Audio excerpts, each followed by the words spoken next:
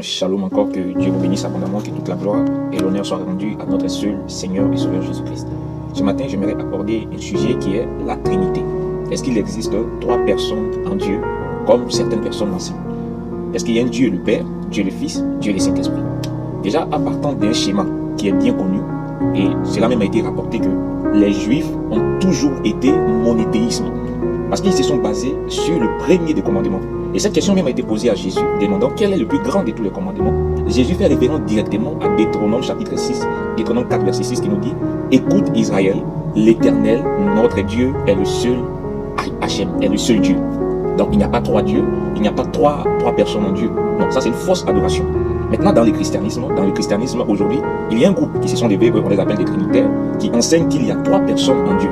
Pour eux, les apôtres croyaient à la Trinité. Pour eux, les apôtres enseignaient qu'il y a trois fonctions, il y a trois personnes en Dieu. Mais la Trinité, ça vient du malin. La Trinité ne vient pas de Dieu. Pourquoi?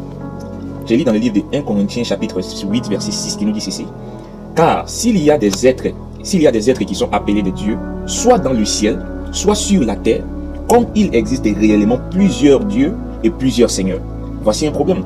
Donc des gens te diront que oui, Paul dit qu'il y a plusieurs dieux. Oui, mais il y a plusieurs dieux dans le fait que chaque objet qu'on adore, tout ce qu'on adore représente un Dieu. Parce que je le répète, le mot Dieu veut dire objet d'adoration. Tout ce en quoi on voue un culte, tout ce en quoi on honore, tout ce à quoi on dévoue notre prosternation, cela devient pour nous un Dieu. Même si tu aimes, par exemple, ton téléphone plus que la personne qui devait mériter l'adoration, ce téléphone devient ton Dieu.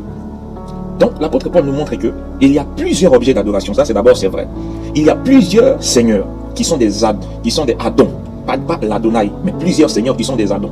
Car pour les Juifs, il n'y a qu'un seul Adonai, il n'y a qu'un seul Seigneur, un seul propriétaire de toute la terre. Et c'est ce qu'il va nous dire au verset 7. Il dit: car s'il y a des êtres qui sont appelés de Dieu, soit dans le ciel, soit sur la terre, comme il existe réellement plusieurs dieux et plusieurs seigneurs, néanmoins, pour nous chrétiens, il n'y a qu'un seul Dieu. Il n'y a pas trois dieux. Il n'y a pas Dieu le Père, Dieu le Fils, Dieu le Saint-Esprit, ça n'existe pas. Pour nous chrétiens, néanmoins, il n'y a qu'un seul Dieu qui est le Père de qui viennent toutes choses. Donc Dieu, c'est lui qui est le Père de toutes choses. Et la Bible il continue, il dit: et pour qui sommes-nous?